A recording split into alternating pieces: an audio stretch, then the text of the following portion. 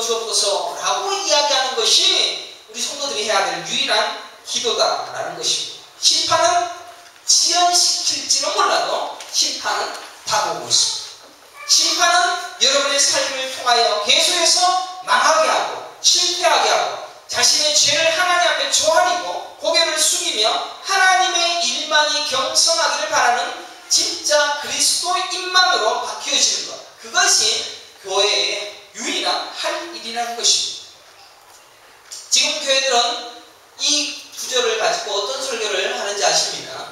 제가 한번 살펴보았어요. 이 구절을 가지고 설교가 얼마나 많이 나오는지 쫙 하니까 한 300개, 400개가 되더라고요. 그 설교 중에서 아주 유명한 설교를 한번 보았습니다. 여러분, 낙하 무릎이라는 이 책을 보았습니까? 이 책을 보면 3.1교회가 80명에서 5년 만에 3,000명의 교회로 부흥했다는 것입니다. 목회자와 교인이 한마음으로 수년 내에 부흥케 하옵소서라고 간절히 기도했더니 영혼들을 보내주셨다라는 것입니다. 또 수지에 있는 지구촌 교회는 5년 만에 10,000명의 교회가 되었다는 것입니다. 그렇다면 우리 교회가 더 부흥해야 하는데 왜 안 됩니까? 그것은 우리에게 그런 기도가 없기 때문입니다. 이런 설교를 하고 있습니다. 본문 가지고.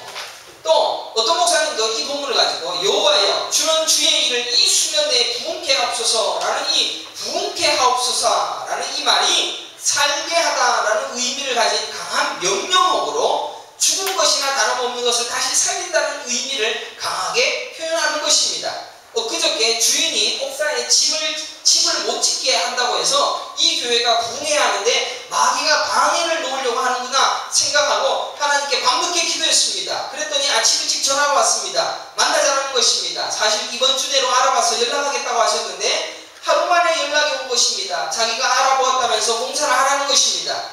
뭐 이렇게 해서 기도했더니 다 되어졌더라, 기도했더니 부흥되어졌더라 라고 이 본문을 이용해서 설교를 하고 있다는 것입니다.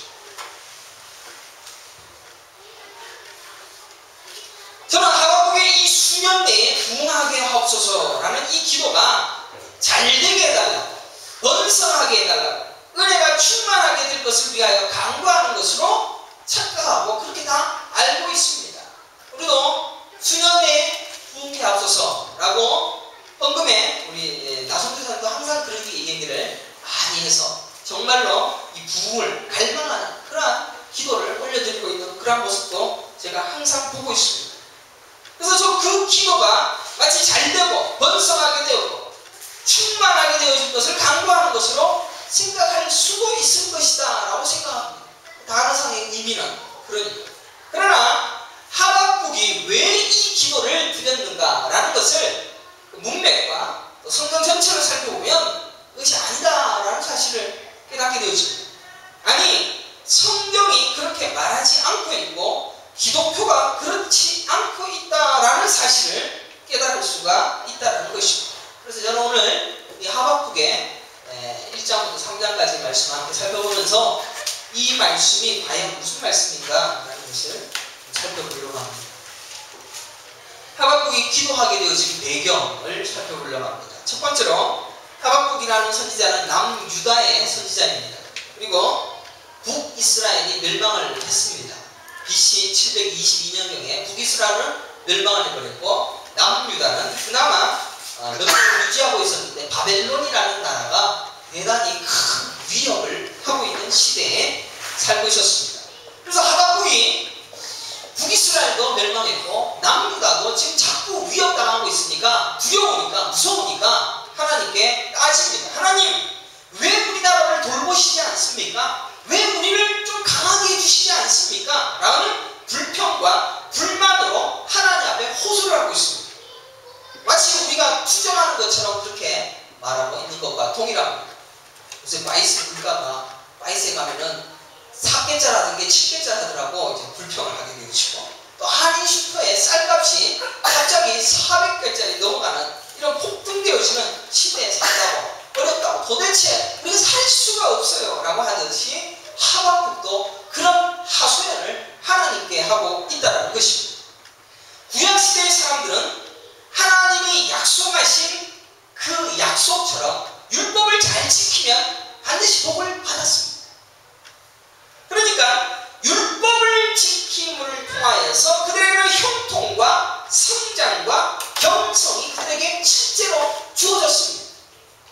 오히려 여러분들이 살아가고 있는 이 신약시대는 은혜의 시대라고 하지만 이 은혜의 시대는 더 하나님의 은혜로 살기 때문에 하나님의 복을 받아 누릴 수 있는, 물질적 복을 받아 누릴 수 있는 확률이 훨씬 더 적습니다. 오히려 율법 시대에 살았던 저들은 율법을 잘 지키면 복 받을 수가 있었다는 것입니다. 그러니까 복 받을 수 있는 확률은 구약 시대에 살았을 때 더 높았습니다. 그래서 그들에게는 십계명이 주어졌습니다. 십계명을 잘 지키면 천대까지 복을 받아 누렸습니다. 실제로 천대까지 복을 받아 누릴 뿐만 아니라 그들은 큰 복의 거부가 되어졌습니다. 아브라함도 이삭, 야곱, 요셉 전부 다 율법을 잘 지켜서 하나님의 복을 받아 누린 자들이었습니다. 물질적인 복을. 그들은 제사를 통하여서 내 죄를 용서받게 되어지는 구원을 누렸을 것이고, 또 율법을 잘 지키고 율법을 외우고 율법을 지킴으로 말미암아 하늘로부터 내려오는 복을 받아 누렸다는 것입니다. 그래서 오늘날 우리가 구약의 설교를 하게 되어지면 율법 잘 지키면 복 받습니다 라고 설교가 가능합니다. 그러나 그건 구약 시대 때 이야기고 신약 시대는 그렇지 않다는 것입니다. 이삭이 농사를 한 번도 지어온 사람이 아닙니다. 이삭은 이 족장들은 전부 다 양을 키웠던 자들이었는데 농사를 지었는데 100배의 수확을 얻었습니다. 또 아브라함도 자신의 수하에 얼마나 많은 군사들이 있었냐면 그 군사들로 다른 나라를 싸워서 이길 수 있는 막강한 군사력을 가진 자가 아브라함이었습니다. 야곱도 또 요셉도 전부 다 어마어마한 부와 힘을 가진 자로서의 권세를 누린 자가 사실입니다. 욥도 하나님을 끝까지 부인하지 않고 또 하나님 앞에 죄 회개하고 하나님 앞에 진실한 믿음을 드렸을 때 물질의 복을 7배씩 각각 받은 것들도 성경에 기록되어 있습니다. 그러니까 구약의 율법을 통하여서 볼 때는 하박국도 우리도 율법 지키니까 하나님의 말씀 지키는데 왜 우리 남유다가 자꾸 바벨론에 의하여 침략당하고 있습니까? 좀 보호해 주시고 복도 주시고 겸손하게 해주시고 또 힘도 주십시오. 그렇게 얘기할 수가 있다는 것입니다. 그래서 하박국이 자신만만하게 하나님 복 좀 주십시오. 하나님 겸손하게 해주십시오. 도와주십시오. 라고 말할 수가 있었다는 것입니다. 그러면 이 구약 시대에는 복을 줄 수 있는 물질이라는 은혜를 누릴 수 있는 시대인 것은 틀림이 없습니다. 그래서 하박국도 이 물질적인 복, 나라의 경성함을 달기 위하여서 하나님 앞에 우리 율법 지키고 있으니까 좀 도와주세요 라고 말을 했다는 것입니다. 그들은 양의 제사가 있어서 그 피로 구원함을 얻을 수 있었고 명령을 지키고 율법을 읽고 외우고 배우는 자세를 통하여 복받는 비결을 열거할 수 있는 권리가 있는 자였다는 것입니다. 그래서 하박국은 그런 하나님께 어떻게 이럴 수가 있는가 따질 때 2장 1절에 이런 자세로 나오고 있습니다. 2장 1절을 함께 보겠습니다. 1303페이지입니다. 내가 내 파수하는 곳에 서며 총무에 서리라. 얼마나 자신만만합니까? 내 파수하는 곳에서 총무에 서서 자신감 있게, 그리고 그가 내게 무엇이라 말씀하시는지 기다리고 바라보며 나의 질문에 대하여 어떻게 대답하시는지 보리라 하였더니, 그러니까 내가 파수하는 곳에서 총무에서 자신감 있게 내가 율법 지키고 이 나라가 율법을 잘 지켜서 하나님의 복을 받아들일 수 있는데 왜 안 됩니까? 라는 그런 자신감 넘치는 모습으로 하나님 앞에 비워두고 있는 모습. 그래서 2절에 하나님께서 말씀하십니다. 여호와께서 내게 대답하여 이르시되 너는 이 묵시를 기록하여 판에 명백히 새기되 달려가면서도 이룰 수 있게 하라. 지금 내가 이제 말할 건데 이 말할 걸 자세히 모든 사람이 볼 수 있도록 자세히 기록할 수 있도록 판에 명백히 새겨 달려가면서도 이룰 수 있도록 해라 라고 하시면서 이제 하나님께서 직접 말씀하고 있습니다. 그러면 이 2절에 기록되어진 2절 이하부터 기록되어진 하나님의 말씀은 어떠냐? 자세히 살펴보면 야 너희들 솔직히 말해봐. 너희들은 율법 못 지켜. 니들이 그렇게 자신있게 율법 지켰다고 하지만 하나도 못 지키지 않았잖아 라는 그런 하나님의 음성을 들려주고 있습니다. 너희들은 율법 하나도 못 지키지. 너희들은 정말 아니지 않다. 너희는 정말로 부조리를 행하고 우상을 만들고 피로 성읍을 건설하고 불의로 성을 건축한다 라고 이전에 계속해서 너희들 죄를 쪼목쪼목 이야기하고 있습니다. 12절도 보십시오. 피로 성읍을 건설하며 불의로 성을 건축하는 자에게 화를 짓죠. 너희들 율법 지키는 거 아니야. 율법 지킨다라고 착각하지 마 라고 이야기하고 있습니다. 2장에 나와 있는 하나님의 말씀은 잘못 지키고 있고 너희들은 범죄하고 있으며 내가 너희에게 준 율법을 너희들은 하나도 지키지 못하고 있다. 그것 달려가면서도 읽을 수 있도록 크게 써. 너희들은 죄 지은 것밖에 안 돼. 죄 지을 수밖에 없어. 그래서 2장 20절에 뭐라고 얘기하고 있습니까? 2장 20절을 보십시오. 오직 여호와는 그 성전에 계시니 온 땅 그 앞에 잠잠할지니라. 니들 지금 소리 시끄럽게 나 지금 잘하고 있잖아요. 내 복 주세요 라고 얘기하고 있지만 잠잠하게 있으라.